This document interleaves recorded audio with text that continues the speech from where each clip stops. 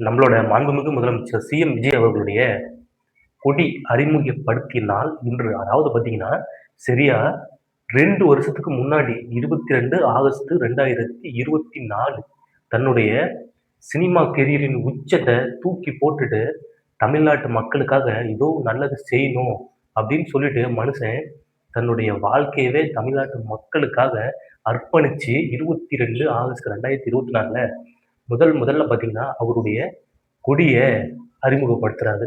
அதுக்கான ஃபிளாக் சாங்கும் வந்து அறிமுகப்படுத்துறாரு. "தமிழ கொடி பறக்குது" அப்படின்னு சொல்லிட்டு அறிமுகப்படுத்தியிருப்பாரு. ஒரு 2 வருஷமா பார்த்தீங்கன்னா, ஒரு பல விமர்சனங்கள கடந்திருக்கிறாரு மனுஷன். எப்படியாப்பட்ட ஒரு விமர்சனம், ஏன் இந்த கலர் வந்து கொடிக்கு சூஸ் பண்ணாரு?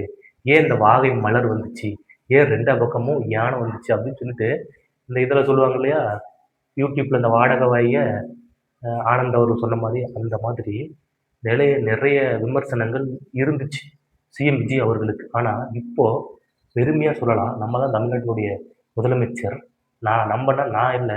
ஒவ்வொருத்தரும் தான். விஜய் அவர்களே சொல்லியிருக்காரு. ஒவ்வொருத்தருமே நீங்க விஜய் தான் அப்படின்னு சொல்லிட்டு. துண்டா இருக்கலாம், கொடியா இருக்கலாம். தமிழ்நாட்டு மக்கள் ஒவ்வொரு வீட்லயுமே இந்த மாரி துண்டா இருக்கலாம். இல்ல தமிழக வெற்றி கழகத்தினுடைய கொடியா இருக்கலாம். இது வந்து பார்த்தீங்கன்னா, ஒரு புனிதமா வணங்குறாங்க. இத வந்து யாரும் தவறா யூஸ் பண்ணல. ஏன்னா, ஒரு மக்களுக்காக எல்லாத்தையும் தூக்கி போட்டுட்டு ஒரு கொடிய அறிமுகப்படுத்தி வைக்கிறாரு. அது தமிழ்நாட்டு மக்கள் எப்படி வந்து அவரு அண்ணனா, ஒரு தம்பியா, நம்ம எப்படி கட்சியில பார்க்குறோமோ ஒரு தலைவரா, அதே மாரி தமிழ்நாட்டு மக்கள் 2,00,00,000 பேரு ஒரு ஓட் பண்ணி ஜெயிக்க வச்சிருக்காங்க. சிஎம் விஜய் அவர்கள. நீங்க என்ன நினைக்கிறீங்க? கமெண்ட் பண்ணுங்க.